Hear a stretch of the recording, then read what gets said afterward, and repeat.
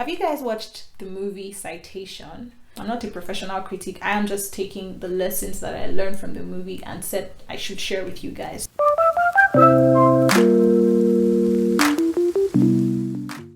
Hello everybody, welcome back to LTTK.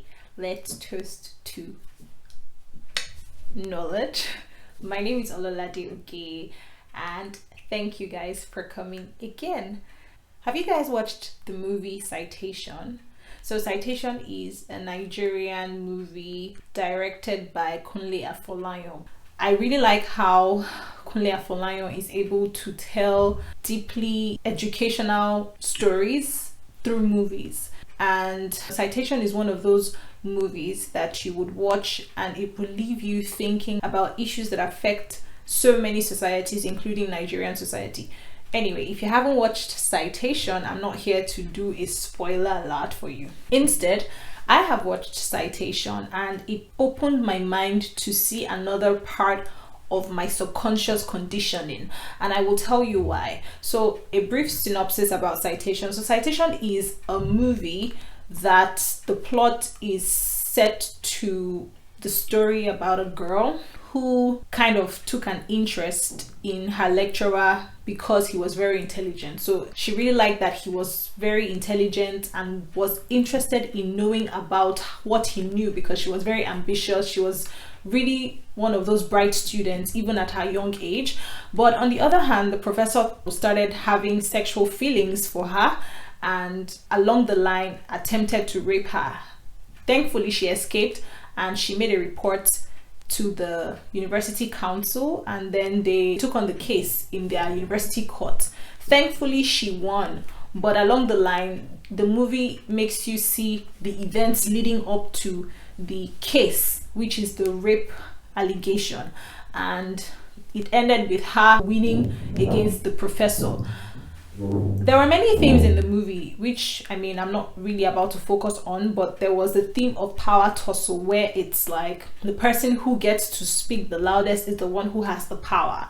And in this case, it's the professor. The professor is someone that was very renowned for his intellect. Nobody would have believed that he was capable of sexually assaulting someone. But my interesting point. The fact that I was subconsciously blaming the girl, Moremi, that was what really intrigued me about myself. So in my head, as I was watching the movie, I was asking myself questions like, Moremi, why are you even wearing that to the professor's office? Moremi, why are you even going to the professor's house? Moremi, why are you? My conditioning was focusing on questioning Moremi's actions instead of the professor. And I feel like that is something that we need to address in society when it comes to the issues of sexual assault. Men could be raped as well, but I'm using the context from the movie in which the woman was the one who suffered this violence, The fact that society is wired in a way to think that it is the woman's responsibility to, avoid situations or vulnerable situations. You would hear something like, what was she wearing? What was the lady wearing? Because I was also asking myself questions and I had to stop myself at some point. I'm like, but clearly this man is the one who manipulated Moremi, not the other way around. So why am I asking myself questions about Moremi and not questioning this man? And I don't know if I'm the only one who was having this conflict in her head, thinking about the movie and how I was able to see another side of myself. And that is something that I thought I should discuss with you guys today and just find out how some of the things that we subconsciously think about are not right. It is not right for the woman to be blamed for any rape. Given the circumstances, especially in that movie, I was subconsciously asking myself and questioning Moremi's actions instead of the man, and that wasn't right. And I thought I should address it and also use it as a point of reference to talk about how society kind of wires our thinking. But now that we know, now that we are aware of how this subconscious conditioning works, that we should try to fight it by seeing the bigger picture. Then I started asking myself as the movie progressed, I was like, okay, now this man is shady, this man is in the wrong, and thankfully she won. But it's not in all cases that the woman would win, or if it was the man that was raped, the man would win. It's always about substantial evidence, and that's why in the movie Moremi had to go a step further to find like a pure evidence that she was almost raped and that the man's character was questionable. So she had to go and find somebody who knew about the man in another country and fly him into the university to give his testimony, and that was how she was able to win. But imagine she did not do that. Is that how she would have been stigmatized? First off, she would not win the case. People would tell her she's a liar, and that's how society will just make her feel like a failure. Because sexual assault, sexual violence are real issues in our society of today that many women, many men who have been victimized cannot come out to talk about these things because they feel like people are going to judge them, people are going to not believe them, you know, which was in the case of Moremi. I mean, people did not believe her. Let that open your mind to see aspects that you weren't really thinking about. Personally, that like this how I feel about the movie. That being said, I think it's a good movie that just makes you think of societal issues. I really like the fact that it was culturally rich. I like the fact that, you know, Kunle Afolayan showed Senegal, Dakar, places that I wouldn't even, I mean, I know these places, but I haven't really thought about the beauty because I saw like the, you know, the sea view. It was so beautiful. I really like that. I really like that Kunle Afolayan always portrays the African culture as rich, as should be, because there are so many beautiful things about Africa that are not being told by the media, and through movies we can see those things.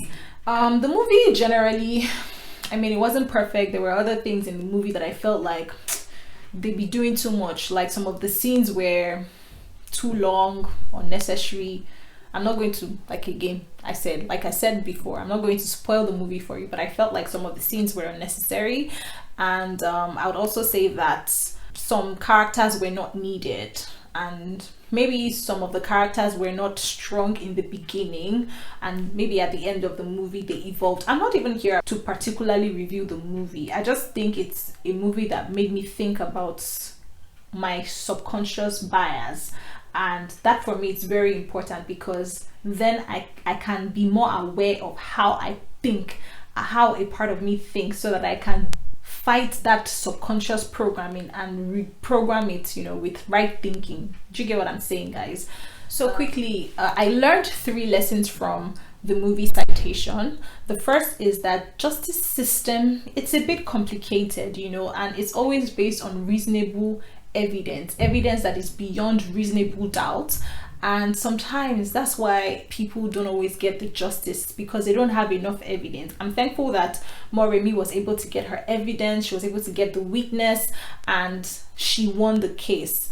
But man, justice system sometimes kind of like sucks, to be very honest. But it's one of the things that I learned from the movie, that in the system of law, evidence must be beyond reasonable doubt, and you must have an evidence if you're going to win. Otherwise, the guilty will win. Can you imagine? Another lesson I learned was rape victims actually need support and not victimization. It is one thing for someone who has been raped or sexually assaulted to come out and speak. Like, they need all the support they can get. They don't need to be stigmatized.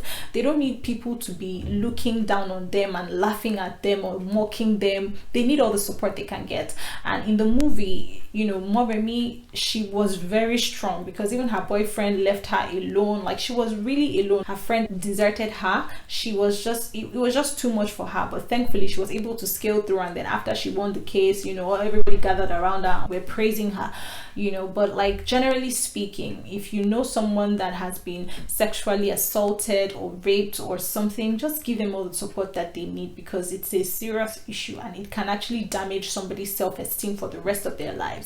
And the third lesson that I learned is for people to not be afraid to speak. You know, I really like that Moremi came out and spoke against the professor, even though her reputation was on the line, her academic grades were on the line, and so many other things. Her friendships were on the line as well, but she still came out and courageously spoke against the professor. And even though it was a tough call for her, she could have lost that case. Thankfully, she won it. And yeah, it's a good movie. It's a good movie. It's not perfect, but if you get the general idea that Kunle Afolayan is trying to portray, then you will see the need for movies like that. However, you know, if we are to critically look at movie plot, themes, casting, stage direction, settings, and all those ones, I'm not a professional critic. I am just taking the lessons that I learned from the movie and said I should share with you guys. So if you have some time, try to watch the movie and maybe you can discuss with me and let's talk about some other things about the movie that you love. Alright guys, thank you for sticking with me until now, and if you enjoyed this episode and have not yet subscribed, please consider subscribing to my channel and we can learn and grow together. Thank you very much guys, and I hope to speak to you next time. Until then, don't forget to toast to knowledge, because what you know is never enough. Okay, bye.